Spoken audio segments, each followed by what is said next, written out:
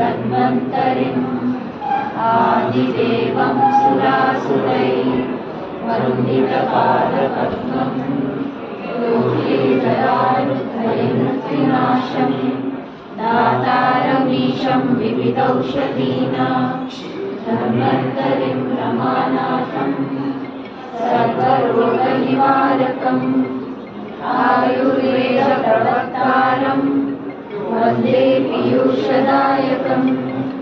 सर्वे जना सुखिनो भवन्तु, सर्वे सन्तु निरामयाः। ॐ शान्ति शान्ति शान्तिः। ॐ श्री धन्वन्तरये नमः। ॐ श्री धन्वन्तरये नमः।